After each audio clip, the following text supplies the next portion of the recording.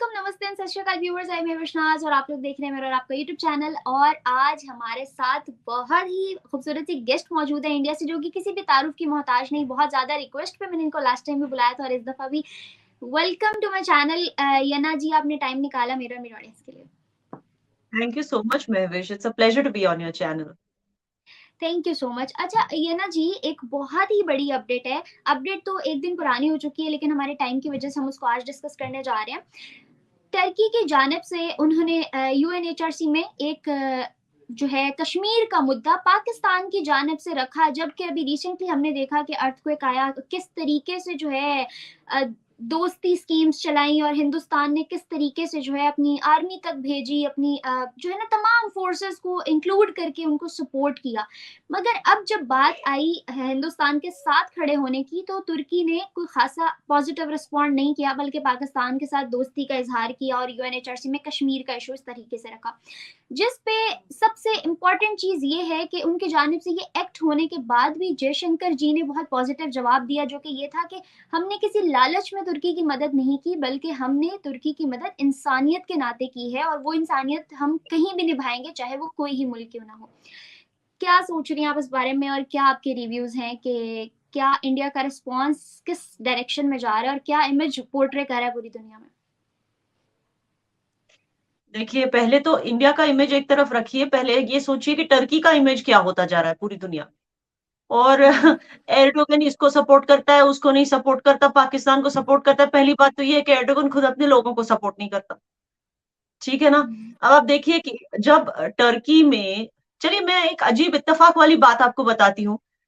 Turkey में जो सब कॉन्ट्रैक्टर्स है ना, जब वो अपना हक मांगते हैं, कहते हैं कि हमें जी वेजेस नहीं दिए जाते ना, हमारे वेजेस कभी बढ़ाए जाते ना, हमें छुट्टियां दी जाती है ना, हमें कर्ज उठाने की सहूलियत दी जाती है ना, और ऊपर से हम पर वर्कलोड इंक्रीज किया जाता है। जब वो अपनी मांगे रखते हैं, एहतजाज करते हैं, तो एर्डोगन इनसे क्या कहता है, उन 9 लाख सब कॉन्ट्रैक्टर्स से क्या कहता है कि नाशुक्र मत बनो, कम से कम नौकरी तो है ना तुम्हारे पास, ठीक है ना। अब मैं एक और अजीब इत्तेफाक वाली बात बताती हूँ। जब सीरिया से लोग अपनी जान बचाकर रेफ्यूजीज बनकर टर्की में आते हैं, वो भी मुसलमान हैं, ध्यान रखिए इस बात का, वो मुसलमान हैं। वो जब कहते हैं कि टर्की में हमारे साथ जिस तरह की डिस्क्रिमिनेशन की जाती है, जो हमारी बेइज्जती की जाती है, वो मतलब इट्स ऑब्नॉक्शियस, काबिल एतराज। जब वो ऐसे कहते हैं तो एर्डोगन के कुछ रोग मिनिस्टर्स उनसे क्या बोलते हैं, ना शुक्र मत बनो, कम से कम तुम्हारे पास रहने के लिए छत तो है। तो अजीब इत्तेफाक की बात है कि ये लोग जो हैं नाशुक्री की बात करते हैं। चलिए खैर, अब जहां तक बात टर्की के लोगों की है, उन्होंने दिल से जो है तशक्कुर किया, ग्रैटिट्यूड दिखाया उन सारे मुल्कों के तरफ जिन्होंने सही वक्त पर, जब वहां पे अर्थक्वेक हुआ, जब अजाब हुआ, तो उसमें अमदाद भेजी, इंक्लूडिंग इंडिया। इंडिया के लिए भी उन्होंने जाती तौर से, मतलब बहुत ही दिल से हार्टफेल्ट ग्रैटिट्यूड एक्सप्रेस किया टर्की के लोगों ने, अलग अलग ट्वीट्स में, अलग अलग बयानों में, मीडिया पे। और जो टर्किश एम्बेसडर टू इंडिया है फिराज सुनैल, उन्होंने उन्होंने तो ऑपरेशन दोस्त को अप्रिशिएट करते हुए टर्किश एम्बेसी में पूजा अर्चना भी ऑर्गेनाइज की, just to give respect to Indians because we are majority Hindu. तो मेरा पॉइंट ये है कि ये जो इंडिया को पहले से पता था कि ये जो बेअखलाकी और बेहुदगी है, ये वहां के लोगों में नहीं है, वहां की टर्किश कौम में नहीं है, ये एर्दोगन और उसके मिनिस्टर्स में है, ठीक है ना। इंडिया को पहले से पता था, फिर भी हमने ये ऑपरेशन दोस्त मुकम्मल किया, क्योंकि जैसे जयशंकर जी ने कहा, जब अल्हम्दुलिल्लाह हम दुनिया की फर्स्ट फास्टेस्ट ग्रोइंग इकोनॉमी है, 5th लार्जेस्ट इकोनॉमी है, जब अल्लाह ताला ने हमें इतनी बरकत बख्शी है, तो अल्लाह की आजमाइश से हम पीछे थोड़ी हटेंगे, अल्लाह ताला के इम्तिहान में खड़े उतरेंगे और उतरे। जब हम, it was our time to give back to the world. और किसी दुनिया के किसी हिस्से में अगर इतना बड़ा जलजला आया है, लोग वहां पर बुरी तरह से इम्पैक्ट हुए हैं, तो इंडिया कैसे हेल्प नहीं कर। तो ये वो रीजन है कि हमने उनको हेल्प किया, और हमें पहले से पता था कि एर्डोगन और उसके मिनिस्टर्स जो हैं, हमें अप्रिशिएट नहीं करेंगे, ये हमें पहले से पता, हमें अंदाजा था इस बात। जी। ये ना जी, जब ये अर्थक्वेक वाला सारा सिनेरियो हुआ, तब हमने बहुत सारे यहाँ पाकिस्तानी यूट्यूबर्स और जर्नलिस्ट ने पब्लिक इंटरव्यूज़ किए, जिसमें हमारे पास ये स्टेटमेंट सुनने को मिली कि हम तो हालात हमारे वीक हैं, हम इस वजह से टर्की की मदद नहीं कर पा रहे, मगर हिंदुस्तान मदद इस वजह से कर रहा है ताकि, क्योंकि वो ब्रेन गेम खेल रहा है, वो टर्की को अपने नीचे लगाना चाहता है, वो टर्की को अपने कब्जे में करना चाहता है, वो टर्की पे हुकूमत और एहसान करना चाहता है। इस तरह की बातें हमें बहुत सारी जानिब से सुनने को मिली। तो अब ये जो सीन सामने आया है, इसके बाद क्या तासुरात होंगे उन लोगों के, या इस बात को लेके अब हम क्या कह सकते हैं? उन लोगों को बताइए कि हमने ईरान को भी हेल्प किया है, ठीक है ना, हमने अफगानिस्तान को भी हेल्प किया है, हमने नेपाल को भी हेल्प किया है, हमने इतनी कंट्रीज को हेल्प किया है, लेकिन कभी हमने ये उम्मीद नहीं रखी कि हम इनको दबाएंगे, हम इन पर दबाव बनाएंगे। हम चाइना नहीं है, वो चाइना की हरकतें हैं कि मतलब एक एक ईंट ईंट बना बनाकर पूरे पाकिस्तान को कर्जे में डुबा देना है और फिर पाकिस्तान को टेक ओवर करना है। ये तो चाइना की स्ट्रैटेजी है। श्रीलंका के साथ भी यही स्ट्रैटेजी चल रही है चाइना की। हमारी स्ट्रैटेजी ऐसी नहीं है। वो अच्छा ये हम ना जी, जिसको भी अगर मदद करते जी हैं। जी जी जी जी। ये ना जी, अगर बात करूं कश्मीर के मुद्दे की, तो टर्की ने कश्मीर के मुद्दे में पाकिस्तान को सपोर्ट करके क्या ये जाहिर करने की कोशिश की है कि इसमें पाकिस्तान सही है और हिंदुस्तान गलत? टर्की खुद जब सही नहीं है तो उसके कुछ भी बोलने से क्या साबित होता है? क्या आपको पता है 2016 से टर्की ने नॉर्थ सीरिया को इलीगली ऑक्यूपाई करके रखा है। नॉर्थ सीरिया के लोग मतलब कुर्दिश लोगों के साथ क्या क्या जुल्म और ज्यादतियां एर्डोगन की फोर्सेस ने की है, क्या आपको जरा भी अंदाजा है? दुनिया को ये बात पता नहीं है क्योंकि एर्डोगन जो है पूरी कोशिश करता है कि जर्नलिस्ट को जेल में भरे, लेकिन जो जर्नलिस्ट कैसे भी अपनी जान बचाकर भाग जाते हैं वो ये सच्चाई सामने लाने लगे हैं। और अगर आपको पता होता कि पिछले हफ्ते ही इतने जुल्म किए हैं कुर्दिस्तान के लोगों पर कि मतलब कुर्दिश लोगों पर, नॉर्थ सीरिया के लोगों पे, कुर्दिश लोगों पे इतने, और वो भी मुसलमान है, उन पर इतने जुल्म किए हैं कि मैं एक एक तो बयान नहीं कर सकती, लेकिन मैं इतना बोल सकती हूँ कि पिछले हफ्ते ही जब उनको नवरोज मनाना था, जैसे ही उन्होंने उन्होंने सोचा कि अर्थ को एक खत्म हो गया है, अर्थ को एक हुआ है हमारे यहाँ, कुछ खुशी के 2 पल हम सेलिब्रेट कर लेते हैं, नवरोज सेलिब्रेट कर लेते हैं। जैसे ही उन्होंने ये नवरोज सेलिब्रेट करने का सोचा, 4 यंग लड़कों को गोलियों से भून दिया एर्डोगन की फोर्सेस ने, कुर्दिश लोगों को। आज भी वो शोक मना रहे हैं, उनके फ्यूनरल पे जा रहे हैं, आज भी वो एहतजाज कर रहे हैं कि किस तरह से हमारा जेनोसाइड किया जा रहा है। 2016 से लेकर आज तक कितने साल हुए? 6 साल में, 6 सालों में 40,000 से ज्यादा कुर्दिश लोगों को, कुर्दिश मुसलमानों को एर्दोगन के फोर्सेस ने मारा है। उनके घरों पे कब्जे किए हैं, उनकी जमीन पे कब्जे किए हैं, उनकी औरतों की अजमत रेजी करता जा रहा है।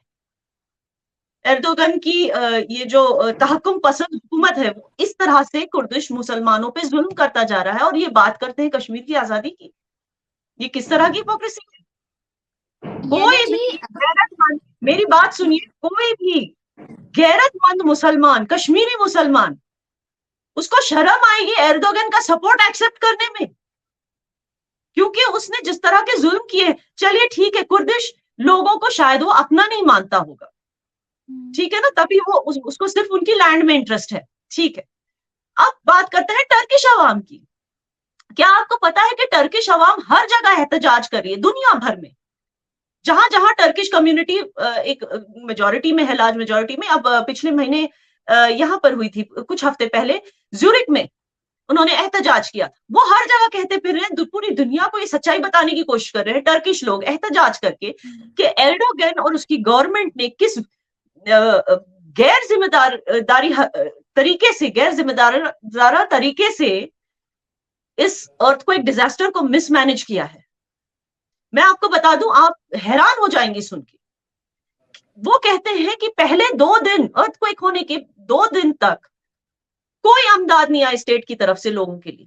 वो मलबे के नीचे दबकर मर गए, सर्दी से मर गए, कम से कम 30,000 लोग, क्योंकि एर्डोगन ने किसी को नहीं भेजा उनकी मदद के लिए।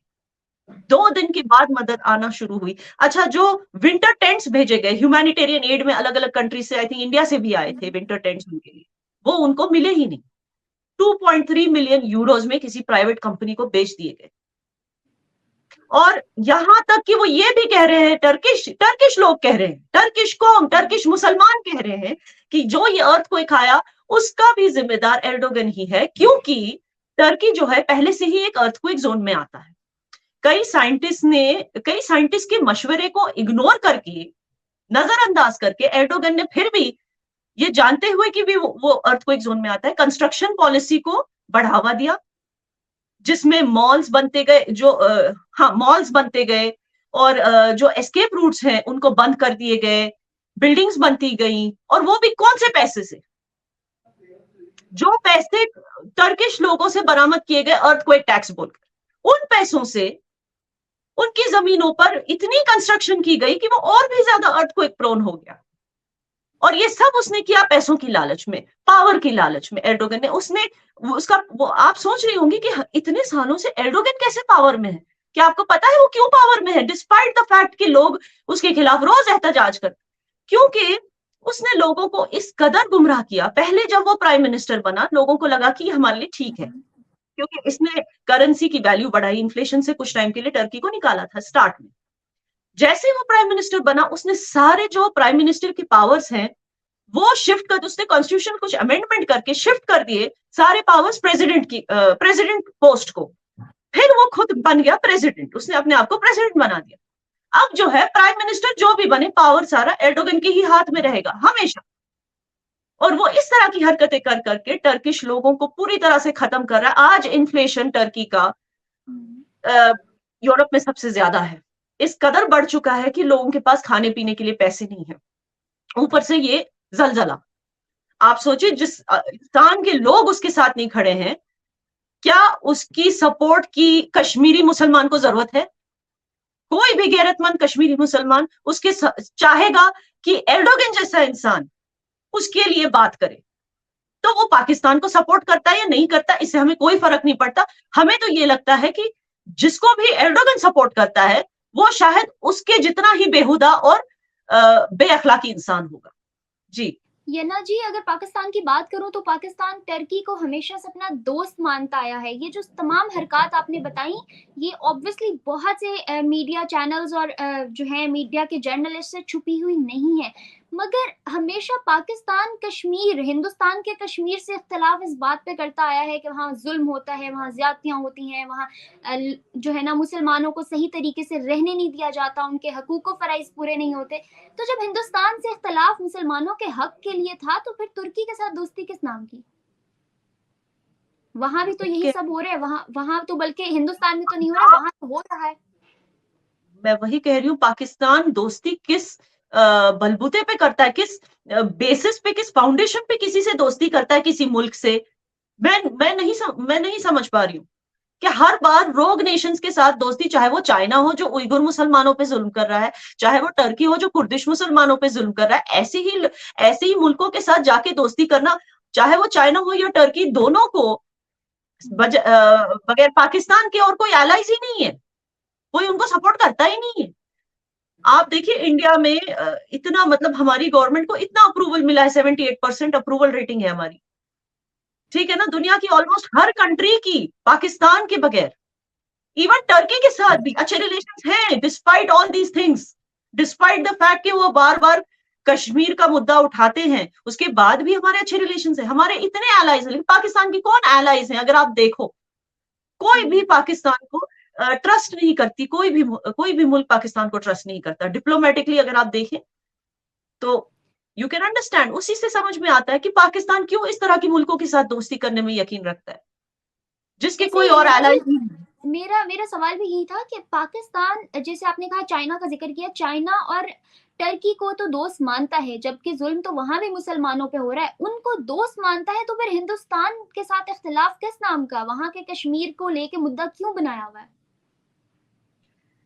देखिए, मुझे लगता है कि मुद्दा इसलिए बनाया गया बिकॉज एक तो आर्मी को जो है, पाकिस्तान आर्मी को अपनी सुपीरियोरिटी कायम करनी है लोगों के बीच, क्योंकि जाहिर सी बात है कि पाकिस्तान में एंटरप्राइजेस हो, बिजनेसेस हो या पॉलिटिक्स हो, हर एक चीज जो है वो मिलिट्री ही कंट्रोल करती है. It is a military state in disguise of a democracy.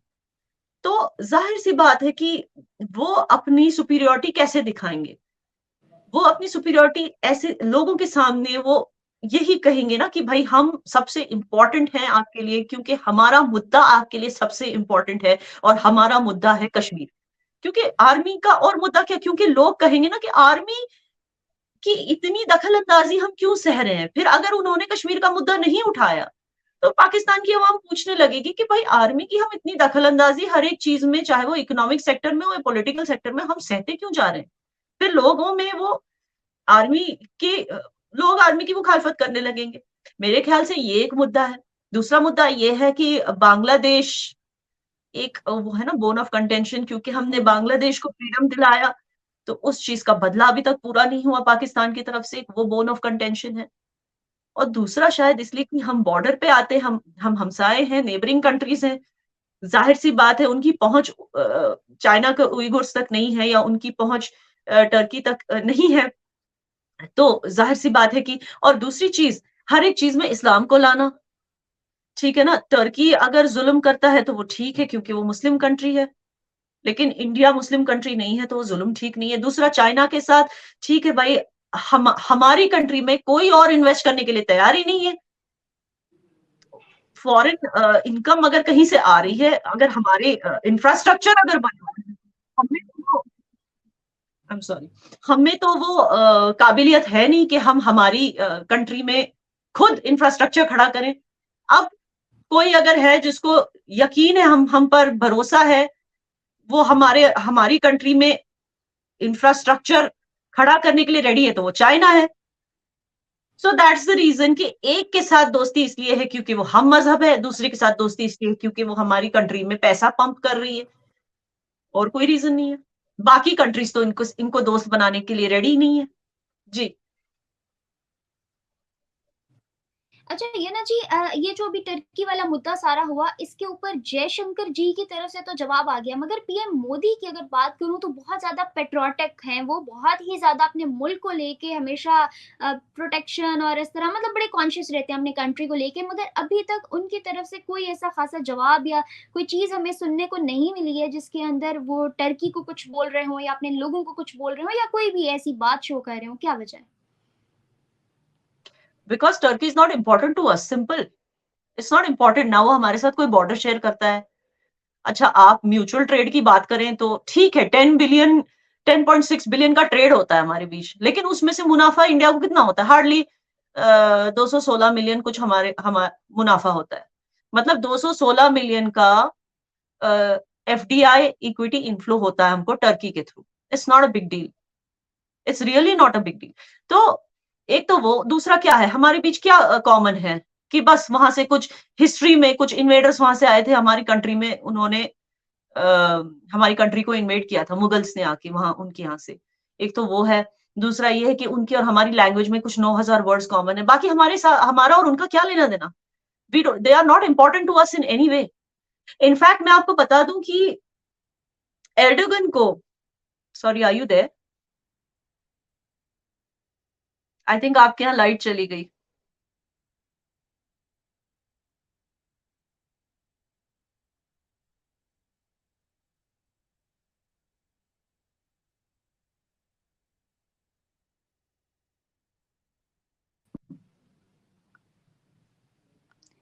Hello, तो आपको मेरी आवाज आ रही है?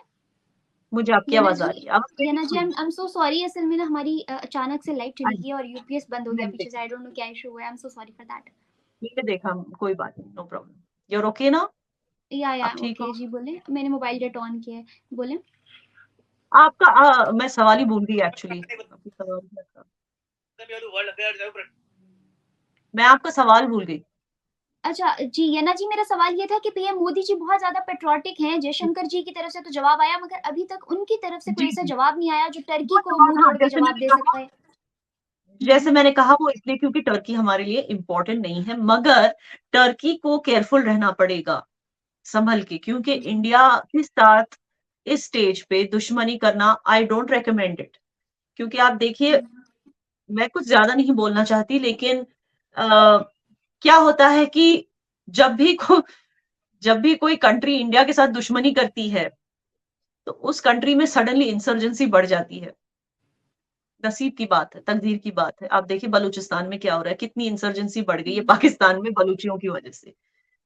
और ये भी होता है कि आसपास के जो दुश्मन देश हैं, वो भी सडनली हमारे दुश्मन देश के जो दुश्मन हैं, वो भी सडनली एम्पावर हो जाते हैं, उनके पास भी इतनी ताकत आ जाती है कि वो हमारे दुश्मन देश के साथ लड़ सके। ये नसीब की बात है, तकदीर, ऐसे नहीं कि इसमें इंडिया का कोई हाथ है।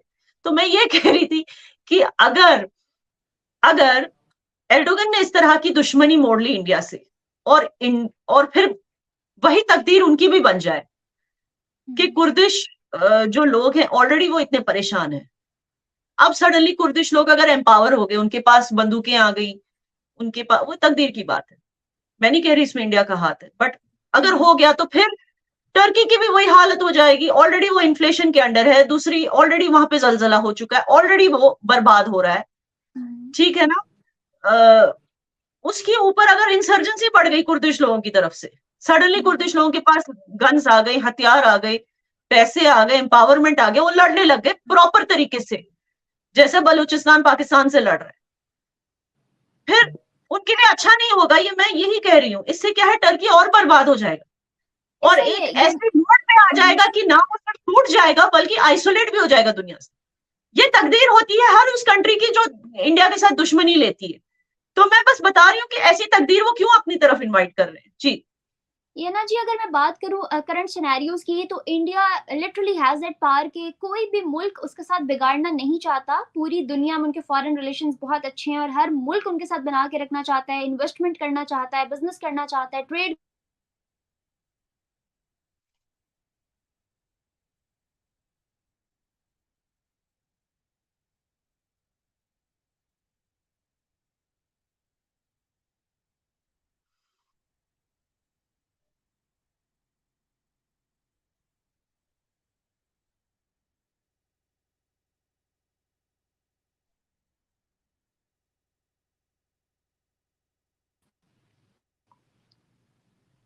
I am sorry, net issue कर रहा है।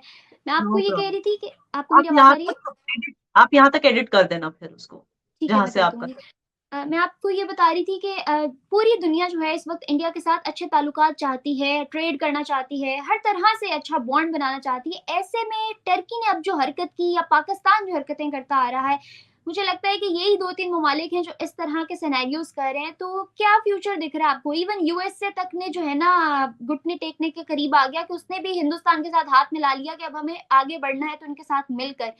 जहां इतनी बड़ी सुपर पावर ने जो है ये काम कर दिखाया, वहां पाकिस्तान और टर्की अपने अंदर कौन सी पावर महसूस कर रहे हैं जिसकी वजह से वो हिंदुस्तान के साथ जो है ना अभी तक जुड़ नहीं पाए या जुड़ना नहीं चाह रहे? कोई बात नहीं, मजा आता है। हर हर कोई दोस्त ही बना रहे तो लाइफ बोरिंग हो जाती, कुछ दुश्मन भी होने चाहिए तो मजा आता है।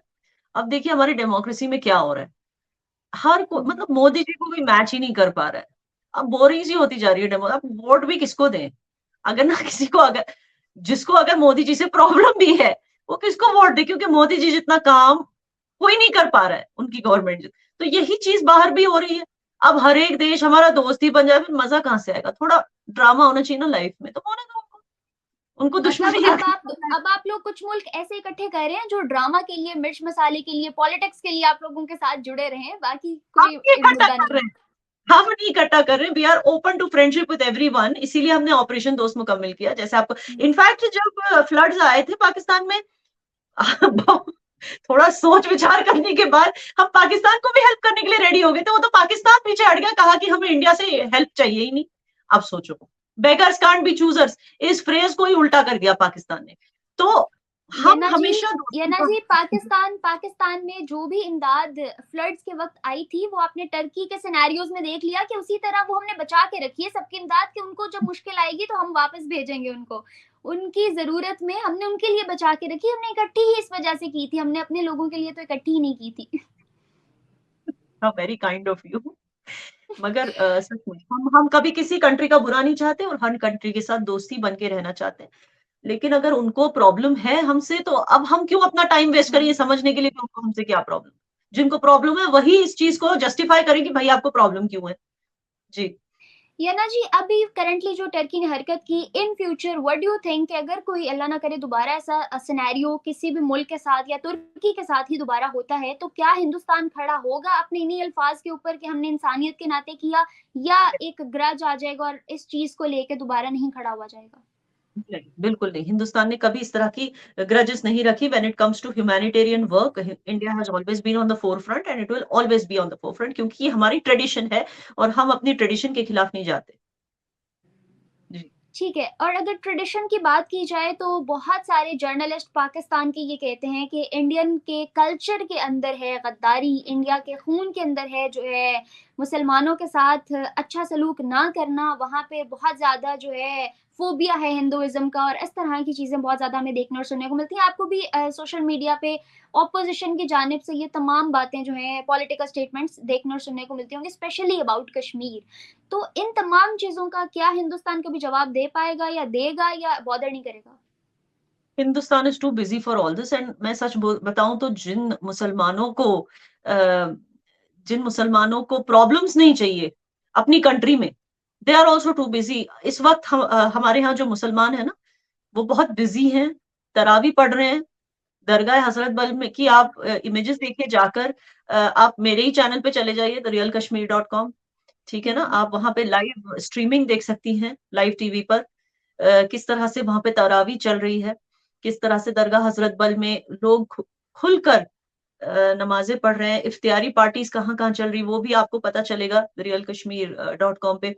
तो मेरा कहने का मतलब है कि मुसलमान यहाँ बहुत खुश हैं एंड वो इतने इस हम्म। वक्त बिजी हैं एक नया कश्मीर, एक स्मार्ट सिटी को बनाने में, कि they don't have time to answer these kind of questions. हाँ, लेकिन जो लोग प्रोपागेंडा करते हैं, जिनको उसके लिए पैसे मिलते हैं, वो तो करते रहेंगे। वो तो हर एक जो क्रिमिनल जेल में है, अगर वो तो पहले देखते हैं कि किन जेलों में मुसलमान क्रिमिनल है, और फिर उसको उठाकर बोलेंगे कि देखो इसको जेल में सिर्फ इसलिए भरा क्योंकि ये मुसलमान है। वो तो उनका काम है ना, उनको पैसे मिलते हैं इस तरह का नैरेटिव चलाने के लिए, तो वो करते ही रहेंगे। अब हमारे केस में देखिए, क्रिमिनल क्रिमिनल होता है। आपने देखा होगा कि ये बिल्किस बानो का केस कितना उठाती है हमारी ऑपोजिशन, उठाती है कि हम्म। नहीं? आप सोचिए, जिसने दामिनी निर्भया के साथ इतनी वाहियात हरकत की थी, उसका नाम शायद अफरोज है उस लड़के का, वो तो आज खुला घूम रहा है। विद इन 5 या 6 years ऑफ, उसको सिर्फ 5 या 6 साल की सजा मिली, आज वो खुला घूम रहा है। उसको अरविंद केजरीवाल ने पैसे भी दिए रिसेटल होने के लिए। लेकिन बिल्किस बानो के रेपिस्ट 15 साल के बाद जेल काट के जब बाहर निकले, तो उनके उनके उनके बारे में बोला जा रहा है कि जस्ट बिकॉज विक्टिम मुस्लिम थी तो आज इनको बाहर निकाला गया जेल से। मैं ये नहीं कह रही किसी भी औरत के साथ अजमत रेजी करने वाला दरिंदा ही होता है, चाहे वो हिंदू हो या मुस्लिम। सही है। मैं कह रही हूँ कि आप प्रोपेगेंडा देखो किस तरह से किया जाता है। जो लोग ये प्रोपेगेंडा कर रहे हैं, उनको क्राइम से मतलब नहीं है, शायद उनको उनको सिर्फ क्रिमिनल की रिलीजन से मतलब है। जी याना जी, शायद यही वजह है कि बहुत ज्यादा लैक ऑफ एजुकेशन हो रहा है लोगों में, और इतना ज्यादा पीछे रह रहे हैं, ब्लेम गेम से बाहर नहीं आ पा रहे। और जब इन चीजों से बाहर आएंगे तभी इकोनॉमी, एजुकेशन, इन चीजों की तरफ फोकस करके कोई भी मुल्क तरक्की कर सकता है। खैर, last but not the least, हमने जो टर्की वाला,